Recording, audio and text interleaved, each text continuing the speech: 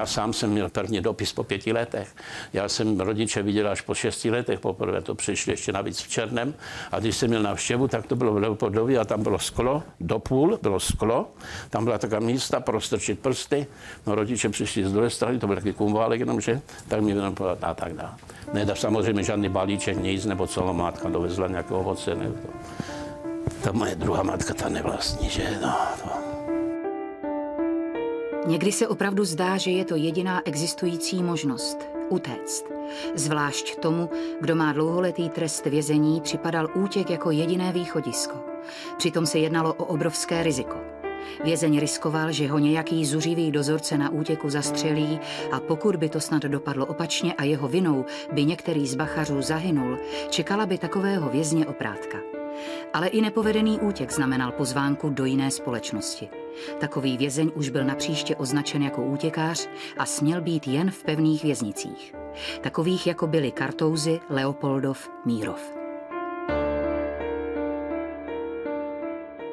Otec se přiženil tady do Moškova, že do sousední vesnice a začal sedlačit. No já tím pádem potom jsem se stal synkem Kulaka, což se potom poznalo, že a jak si ve škole a jinak.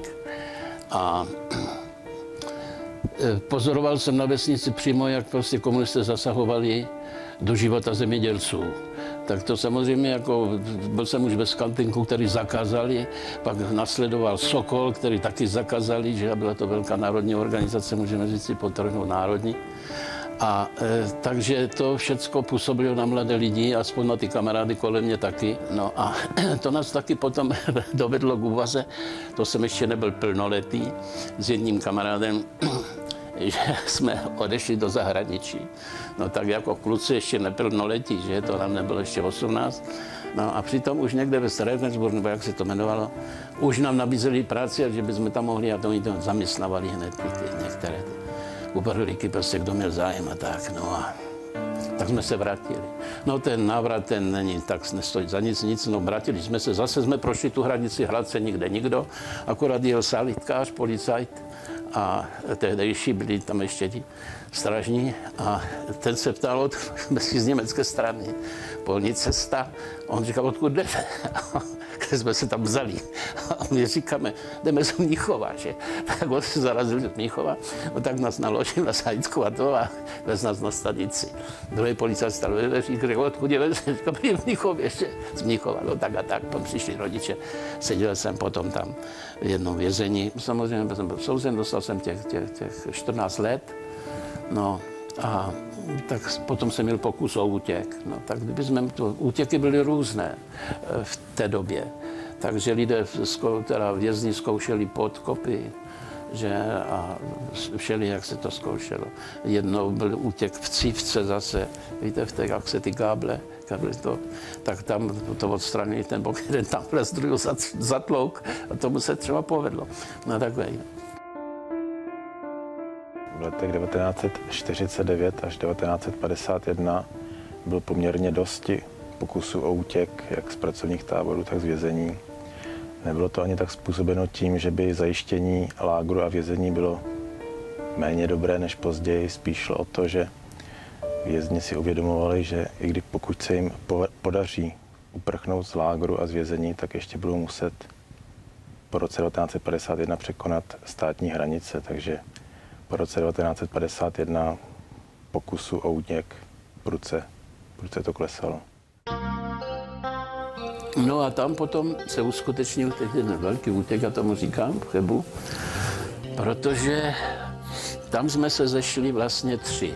Tak první dny takhle jsme se oťukávali, no a nakonec tam byl klenutý strop a toho si všiml náš teda spoluvězeň, Jakub Joza, architekt stavitel. A on říkal, to by se dalo docela dobře vylupovat ten strop, že na půdu jako. To jenom tak utrousil, takovou poznámku. No ale my všichni samozřejmě oči nedupřeli zbožně ke stropu a špekulovat se začalo od toho dne. Se začalo špekulovat, co kdyby jsme opravdu něco tohle z toho.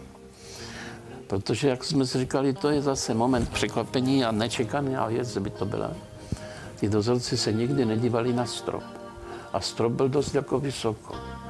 A oni měli ty brigadírky, že, tak ten širt, tak ono 2krát za den byla kontrola celý. To znamená, když jsme šli na vycházku, to bylo tak na tom oddělení nahoře, kde čekali jsme na soud prostě. Ti lidé čekali na soud. Všichni, co tam byli, ti vězňci. Zpočátku to šlo, samozřejmě ty dny. A cihly jsme dávali do slamníku, protože jsme tam měli slamníky a teda se to dávalo do slamníku, no a ty slamníky byly opřené o stěnu, no a na noc potom se jako rozložili na zem a tak jsme spali. Najednou odpoledne ten, kdo měl hlídku u dveří, už jsme to měli odkrytý, ještě jsme tam zarabovali další, rozšiřovali jsme ten otvor a že v 8 večer vyrazíme ven. A to byla tak nejvhodnější doba, protože poslední kontrola byla v 10 a museli jsme mít náskok aspoň 2 hodiny. No a najednou náčelník chodil po celách. Z ničeho nic, náčelník po celách, má knihu, že právě ten sadista a přání stížnosti. To oni měli tak jako komunisti tam zavedení, že třeba vás mučil a pak přišel přání stížnosti, ten sám člověk. No tak prostě přání stížnosti, chodil pěkně po izbách, my to slyšíme po cimrách. Z jedné celý do druhé přání stížnosti. Co teď? My jsme už nestačili to zakryt, ten otvor. Takže jsme říkali, nic, nemáme žádné stížnosti, hlavně, aby hned rychle odešel. Načelník ve dveřích, přání, stížnosti, strava, jsme se stěžovali, jako možná jediní. Ne, dobrý, že co. No, mu to nešlo do hlavy, že najednou jsme tak jako nějací hodní, se mu asi připadali. No tak jako šel dovnitř, prošel to ještě tu celou, no, pak se zastavil a pod tím otvorem. A to bylo štěstí, že neupadlo nic. Pod tím otvorem a říká, no to víte. Hlavně tu držíte pořádek a to víte. Hlavou se zeď neprorazí. A to bylo to, co řekl. Že? Proto jsem taky potom o tom psal, ale takovou hlavou jsme proražili zeď. No a ta zeď už byla proražená. Že? No a odešel.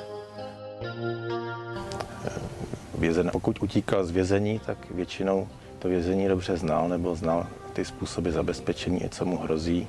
Ovšem, útěk přes hranici byla pro něj velká neznámá, takže jako tam se na to nemohl připravit.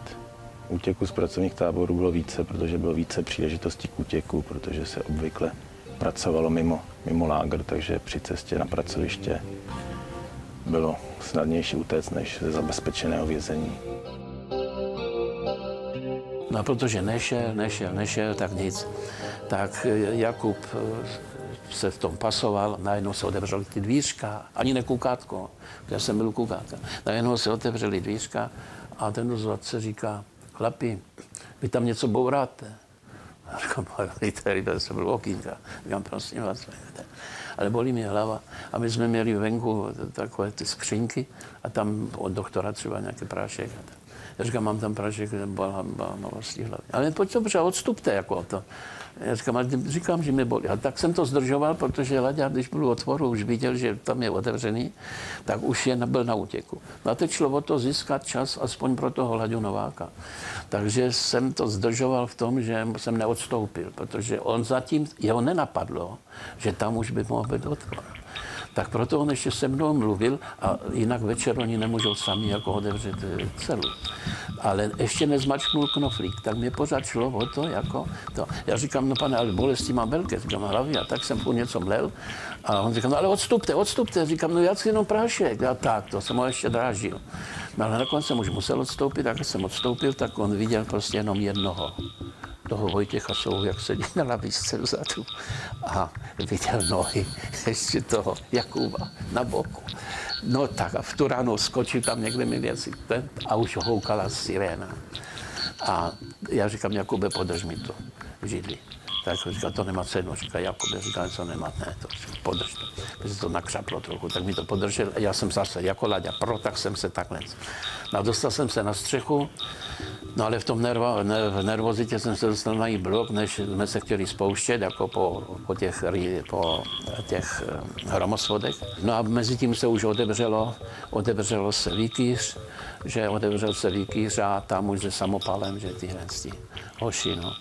Tak se nedalo nic dělat, nebyl za komínem a ještě jsem si povídal, samozřejmě jsem zvednul ruce, a protože on na mě hned ruce vzhůru a tak, ale aby bylo vidět, že nemám nic v ruce. Ale přitom to byl dozorce velmi surový. On byl z východní fronty, nějaký východňár, jak se jim říkalo. A taky já někde byl tam ze Slovenska, z těch Kopanic. A on byl hodně surový člověk a jednou jsem taky od něho něco dostal, právě v korekci, to už bylo po tom útěku. Jo. A teď zrovna on tam na mě narazil, zrovna on na mě mířil.